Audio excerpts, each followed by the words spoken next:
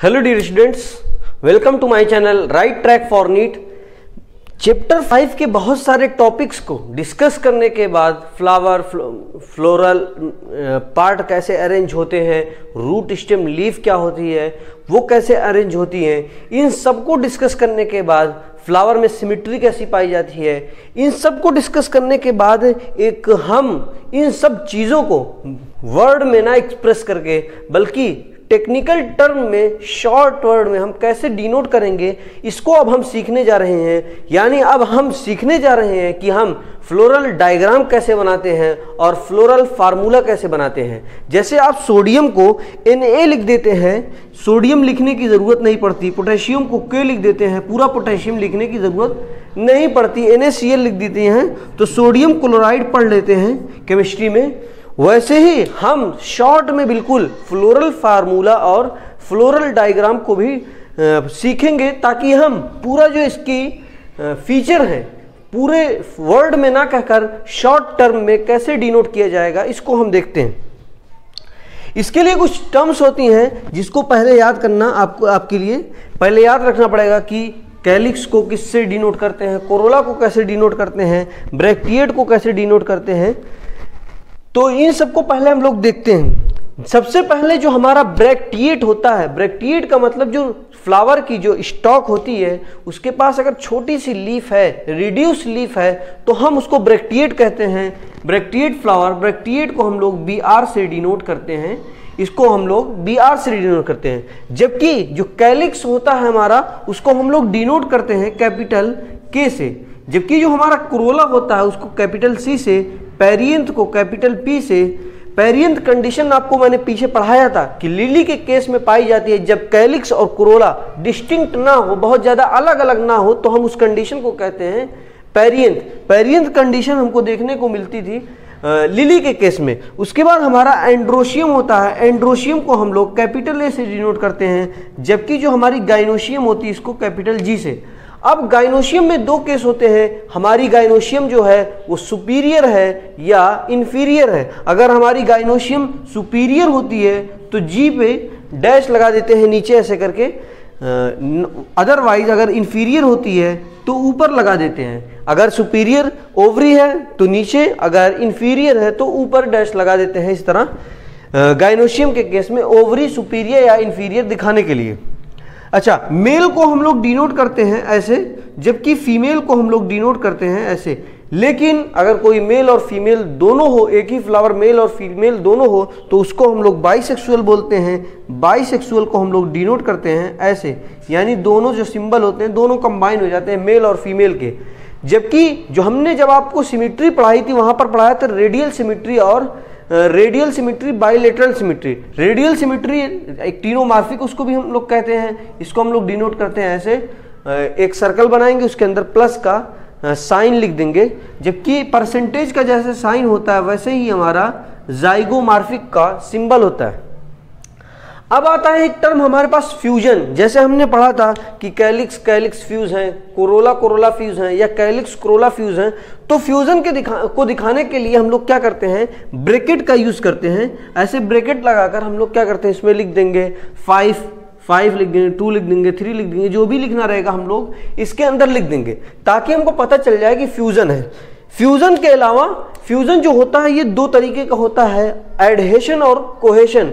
Adhesion क्या होता है, जब दो जो कैलिक्स और जो दो फ्लोरल पार्ट फ्यूज हुए हैं वो सेम टाइप के हैं या डिफरेंट टाइप के हैं। अगर दोनों सेम टाइप के होते हैं उसको हम कोहेशन बोलते हैं, अगर अलग अलग टाइप के होते हैं तो उसको हम लोग बोलते हैं एडहेशन। जैसे हमारा कैलिक्स और कोरोला के बीच अगर एडहेशन हुआ है तो हम उसको कैसे डिनोट करते हैं, ऊपर एक लाइन ऐसे खींच देते हैं। जबकि कोहेशन को हम लोग सिंपली ऐसे ही दिखा देते हैं। कोहेशन जब सेम टाइप का होता है, जबकि जब एडहेशन को हमको दिखाना रहता है तो हम ऐसे लाइन ऊपर खींच देते हैं तो हमारा एडहेशन हो जाता है। फ्यूजन हमने बताया कि दो तरीके का, एडहेशन और कोहेशन। अब हमको बहुत सारी चीज़ें फ्लोरल डायग्राम और फ्लोरल फार्मूला बताते हैं, इन सब को एक एक करके डिस्कस करेंगे। फिर हम मस्टर्ड का केस लेकर डिस्कस करेंगे। अब जो हमारा फ्लोरल डायग्राम होता है और फ्लोरल फार्मूला होता है उसकी हेल्प से हम बहुत कुछ चीज़ें जान सकते हैं, बल्कि हम फ्लावर को ये भी फ्लावर के बारे में ये भी बता सकते हैं कि इसकी फैमिली क्या है, इसकी आइडेंटिफिकेशन क्या है, इसका टैक्सा क्या है। तो ये पहला जो हमारा फ्लोरल डायग्राम होता है और फ्लोरल फॉर्मूला होता है, उनमें एक पॉइंट दोनों में कॉमन होता है कि आइडेंटिफिकेशन हम कर सकते हैं कि फ्लावर किस फैमिली से बिलोंग कर रहा है। फिर नंबर, फ्लोरल डायग्राम की हेल्प से हम नंबर बता सकते हैं, सेपल और पेटल का नंबर कितना है, उनका अरेंजमेंट कैसा है, एस्टिवेशन कैसा है, वो इम्ब्रिकेट, वेलवेट, ट्विस्टेड या वेक्सिलरी, इन सब का क्या अरेंजमेंट है जो हमारा सेपल और पेटल है। और उसके बाद जो हमारा फ्लोरल फार्मूला होता है वो बताता है ये कोहेशन है या एडहेशन है, सेम टाइप जो होता है सेम टाइप से फ्यूज है या सेम टाइप अलग टाइप से फ्यूज है, यानी सेपल से फ्यूज है या सेपल पेटल से फ्यूज है। कोहेशन एडहेशन को हम लोग बता सकते हैं फ्लोरल फार्मूला की हेल्प से। और फ्लोरल फार्मूला हमारा ये भी बताता है कि ये सुपीरियर है या इन्फीरियर है, हमारी जो ओवरी होती है वो सुपीरियर है या इन्फीरियर है। इसकी हेल्प से, हम दोनों की हेल्प से आइडेंटिफिकेशन कर सकते हैं।